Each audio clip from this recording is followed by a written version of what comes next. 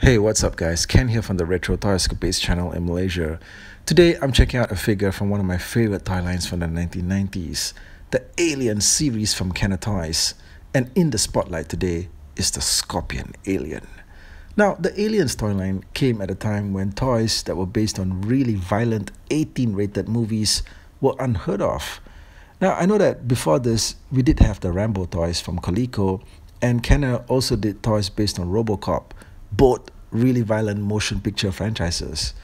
But those lines didn't seem to last too long. I mean, the toys were great, okay, don't get me wrong, and I'm still trying to complete them actually, but they didn't seem to have that much appeal to kids in the long run. Now, growing up in Malaysia in the 80s, I don't even remember seeing the Rambo or RoboCop toys in stores. Distribution on those must have been pretty limited back in the day. But Aliens, man, I remember seeing these toys everywhere. They even had special displays for them dedicated. And this came at a time in 1992 when I had grown out of toys and was actually more into girls and comic books. But I still remember seeing these toys in stores and thinking, how the hell is it even possible that we have toys based off aliens and aimed at kids? It's like seeing a toy line for Die Hard back then. But, you know, as everyone knows, kids love cool, scary-looking monsters, and there were a lot of elements in Aliens as a franchise that could be translated to something fun and heroic for kids to play with. Now, the toys were made to tie in with a proposed animated series called Operation Aliens, which would have the Space Marines battling newer and different variations of the aliens. The series never happened, which sucked because, you know, we did get cartoons for things like RoboCop and Rambo. But anyway, we still got the Aliens toys, and I'm sure thankful for them. The series was immensely popular back in the day. It ran for like several years, and even today is seeing a new life in the form of the reissues from NECA Toys, which are doing updated retro-style aliens based on the old KENNER designs. And this was also the first ever commercial release of Aliens toys in stores. In many ways, it was both historic and groundbreaking. All of the alien creatures that we got in the series were based on hybrids with other life forms, like animals, insects, sea life, you name it. And the one that still gets to me is the killer crab alien. Yeah, that was something else, man. But for the longest time, KENNER never gave us an alien design that was based on the classic xenomorph that we saw in the movies. Not until much later in the series when they gave us the warrior alien figure. So, for the longest time, this Scorpion alien figure was really special because it was the only one that really had a resemblance to the creatures that we got in the films. The aliens figures came on these really huge blister cards. Man, good luck storing these. Okay, but the toys were packed in these large oval-shaped plastic bubbles and with the backdrop of a glowing green alien egg. It's fantastic. And there's more great art on the rest of the package. You see the alien xenomorph's head here, and there's also another individual image next to it of the figure that you just bought. It was great to see the packaging have its own unique identity, but I always felt like the painted images of the actual figures had a less striking look. It's like they colored these with a very soft and light watercolor touch. Either way, you know what, the packaging is still fantastic, and you seldom get new toys these days with quite as much art going on.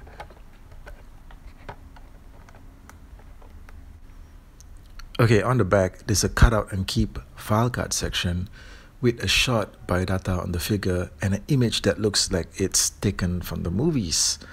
Although this is more of a xenomorph from the film and not the Scorpion alien specifically, but like I said, they do look very alike, so you could get away with it. And over on this side, the premise of the toy line is explained. Dark, empty, silent. This is deep space and vicious aliens are attacking. One force has the guns and the guts to face these ugly monsters. Send in the heavy metal. Send in the space marines. The invasion is on. Okay, elsewhere, we get great looking cross-cell photos of the entire series. Now you gotta admit, man, these figures look absolutely amazing when you see them here like this, posed for battle.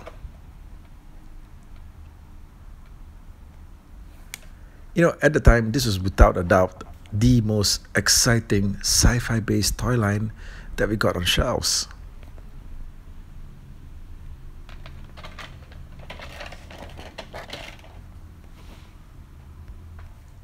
Now at the bottom, we get full color photo instructions on how to work the figure's exploding gimmick.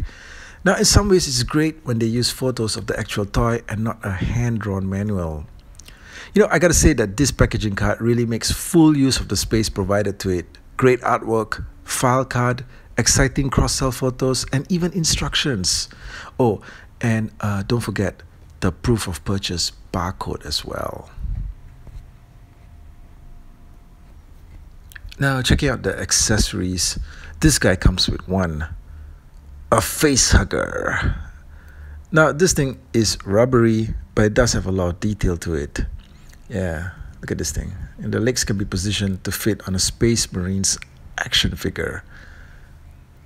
And the tail can also be used to attach or wrap around your figure's neck. Now the face huggers that came back to the figures always followed the color scheme of the figure. So, with the Scorpion alien being brown, this thing is brown as well. The first toy face hugger the industry ever got. We also get a 16-page comic book dedicated to the figure. Now this one is called Scorpion Alien Operation Rescue. Okay, the original plastic band keeping it rolled is still here, So yeah, let's get it off and let's check out the book. And here we have it. Now look at that solid cover from artist Mark Nelson. The book is very well produced and in fact was put together by the creative team at Dark Horse Comics.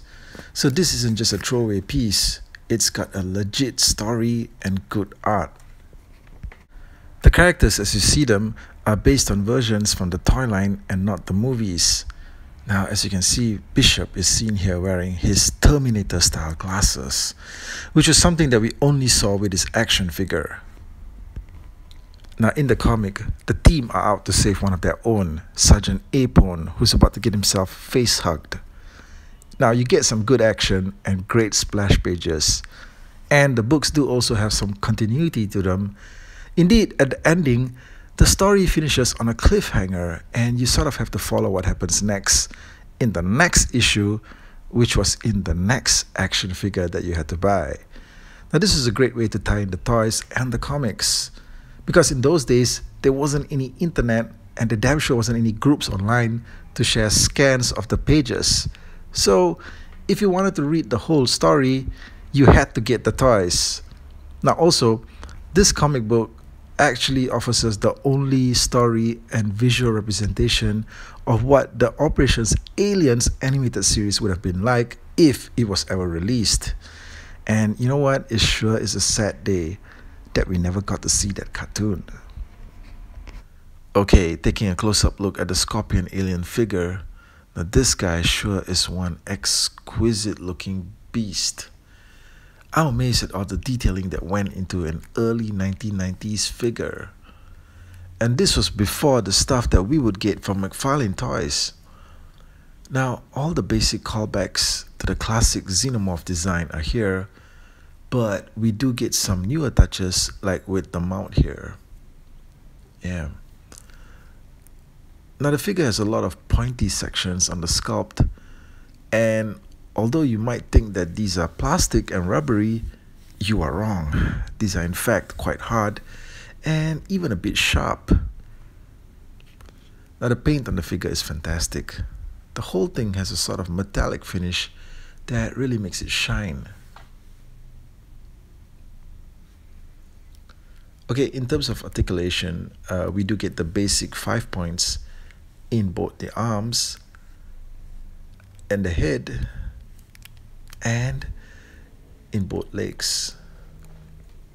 Now nothing in the waist because of the action gimmick, But we do get articulation in the tail, which is sort of bendable and does offer you some posing possibilities. All in, I'm truly impressed with this monster. Now, the Scorpion Alien deserves props as one of the best sculpted creature toys of the early 1990s.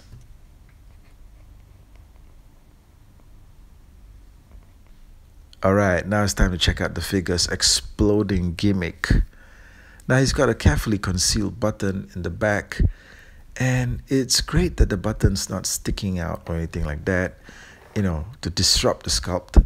So yeah, it's well hidden, and what you gotta do is get him to position like so, and once you're there, just carefully press the button. Yeah, just wait for it. Boom! Watch that sucker break apart. Now basically, he explodes and the figure breaks into 3 different sections. The left and the right arm sections break away, and also the middle head section that's connected to the rib cage. And as you can see, the exposed rib cage are a shockingly bright red. Okay, to reset it, you carefully place back and align all the broken bits, and press down on the head as you're locking down on the stump section.